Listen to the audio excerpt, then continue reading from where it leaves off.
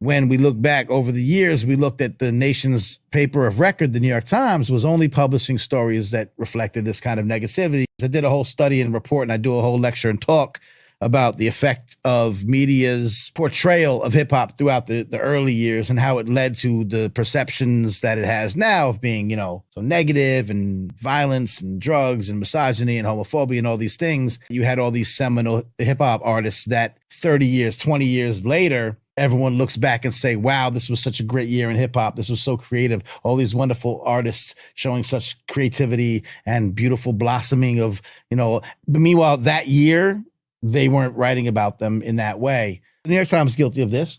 But I do appreciate that Arm & Hammer, who's been putting in work in the indie scene in New York City for a good long time, got some national press, and they deserve it. So many faces. You sick for this one. Sick for this one. Sick.